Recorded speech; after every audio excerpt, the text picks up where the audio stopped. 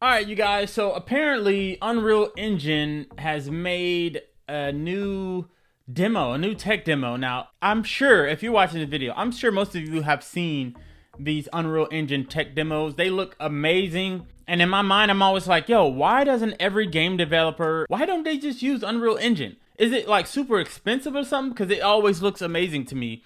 And I'm like, dude, I could only wish for a day that all of my games look like these demos. There's some games that look really, really good, but I'm just like, why doesn't every company use Unreal Engine?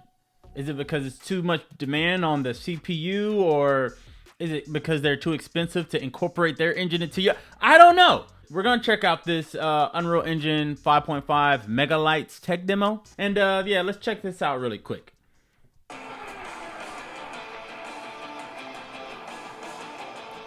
What's up with all Thank this? you, Simon. Yeah. Hey, Victor. Hey, everyone. Let's jump right into it. Thank you. Don't make it When we awkward. look at where to take Unreal Engine in the future, we start with the user, asking ourselves how the tools and the tech get out of their way as they bring their ideas to life. One challenging limitation for our creators has been the cost of shadow casting lights. To that end, I'm assuming when he say a challenge for our creators, he's talking about the game developing companies. Enables artists to use orders of magnitude more and higher quality light sources than ever before. Let's take an early look at this new feature we're calling Megalights. Megalights. Who better to guide us What does through that this mean? experience than our intrepid explorer from Lumen in the land of Nanite, Echo. Yo, Let's see this what's up ahead. this girl right here, or this little tech part, this Echo chick, I thought this was gonna be a game when I first saw one of these tech demos and they used her. I was like, oh my gosh, I would love to play this game. I guess it's not gonna ever be a game, it's just what they use as far as for the tech demo. And to be honest, this scenery kind of reminds me of Anthem and how I thought and most people thought Anthem was kind of gonna look, which it was nowhere close to that and played nowhere close to that. But whatever this demo is, this Echo chick in this world, I would love for that to be a game. That would be awesome. Always something new to discover.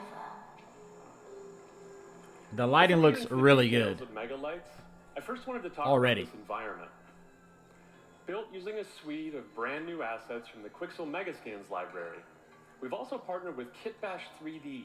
They're an awesome resource for 3D models and materials. You can soon find many of these assets on our new Fab Asset Marketplace. Yeah, if you this wanna looks use them really, in your really own good. projects. Like, again, it's just lighting, but they're showing how they're like blending all the lighting and the shadows, the depth of field, everything kind of blends perfectly together. Like, I wish all games looked like this. Why can't all games look like this? Like, please, I know certain smaller like indie games, they're not meant to, be this big on as far as the scale of it, but the way this looks, man, I'm just like, oh, please, one day we will get to where all the games we play look like this. And even Cyberpunk, that Cyberpunk's a close one as well. The lighting on that game is amazing, but is it this amazing? Probably not, but it's pretty close. Like, all this looks so good. Moving on, let's talk Megalights. They need to Unreal Engine fill is this best world. when users can express themselves without technical constraint. Like Nanite did for triangles or Lumen for global illumination, Megalights removes limitation in a whole new category. What is that? Direct lighting. Yo, that and looks shadows. so good. Look, it's like panels, but how they have different lighting. Like, one's a very bright, like teal looking light, and you can see it's reflected on the stairs. One's more of a dimmer, like gold or brown looking light, and you can see the separation between the two, and it's how it's switching off. Yo, it's so crazy what you can accomplish with just manipulating lighting and shadows. That's crazy. Take, for example, Look at this. textured area lights, considered the gold standard of offline rendering.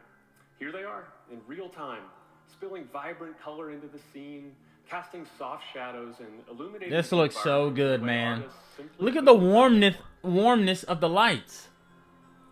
He's playing on PS5. Let me get this game. And a whole new tool in the creator's toolkit is huge. But that's not the only way Megalights makes things better. Yeah, what's up with all these Next. panels? I guess they're to show like different changes in lights. Hey there, little guy. Who are you? Opening soon. Tell me this game is coming soon. So it looks like Echo has found herself in quite an interesting marketplace here. It's just about to open for the day. Let's turn on some of these shop fronts and see what's for sale. Look at this. This looks great already. Something missing though. Look at this. He just said something's missing though, but to me already this looks great. It's like, maybe it's because of the contrast is dark on one side and lighter on the other side, but this looks great to me. Like, I need this to be interactive. I need this to be a game. This would be an awesome game to like just walk around and explore. It's flat, it's undefined. Let's turn on shadows, but not just for a few important lights, for every single light in the entire view. I didn't even think it could get better, but it looks even better now. Now it's not too much of a bright, like it makes sense where the lighting and the shadows are. Like before, I get it, it was like just brightness everywhere. It's just brightness everywhere. And some of the lighting, I guess you can see it doesn't make sense as far as it not having shadows. But when they add the shadows, now it makes sense for where the actual light is coming from. Whether it be the sign, the orange sign right there, the blue sign, the lighting up top, lighting below. It's going to be varied on how that light is reflected and how it blends with the shadow. This looks damn good. Oh my gosh, this looks so good. Yeah, you clap for this. That was nice. From these main shop fronts to the screens, the displays. This looks so good. It reminds me of Cyberpunk, to be honest. String lights, candles, signs. We're free to use whatever lights we need to tell our story and bring this beautiful environment to life. Oh my gosh, this looks so good. Now, the density of light sources you see here, it's extremely high.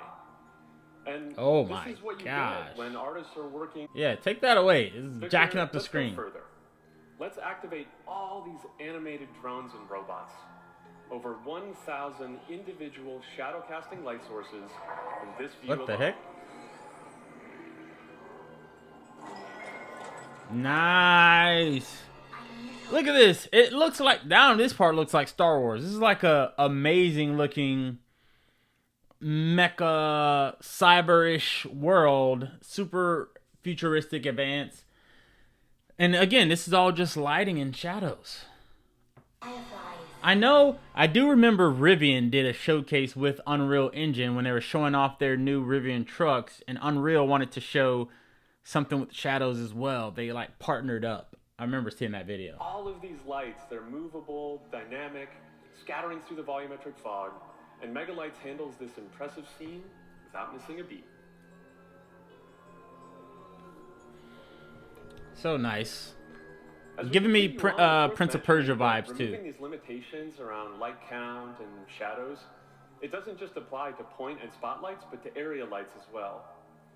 Megalights enables artists to use area lights as freely as they would any other light source. Yo, just imagine Hogwarts Legacy looking this good. Ghost of Tsushima. I'm just looking at some of the games I have. Ghost of Tsushima looking this good. Cyberpunk is close, but it ain't this. Cyberpunk looking this good. The Assassin's Creed games, because they're kind of stuck in a graphical peak right now. They're not trying to make it look better. They're just changing the story, remasking it, and then putting it back out. Just imagine if all games look this good. Why can't they? I don't see why not. It must be some internal stuff that I don't know about, but I don't see why any game can't look this good. Why doesn't everybody use this? Now, Look at that. using textured Look at that light. lights, light functions, crisp shadows, or lovely soft shadows, you can have huge numbers of lights of any type in whatever configuration works best for your scene. This is nice. This is nice. Now, as we send Echo off on her next adventure, we should mention performance. What you've seen here is running live on a PlayStation 5. Okay. megabytes is included in UE55. Yo, the way he kind of said that was like, yo, you can use this engine on a regular PlayStation 5. Like, it's included in a lot of, like, he basically saying it's available for these companies to use. They just don't want to use us. Like, why? I wonder what's the price tag for them to integrate that engine into their game. I don't get it. It's an experimental feature in 5.5, and you can also check it out on the expo floor if you want a closer look at all the pretty pixels. That looks so good.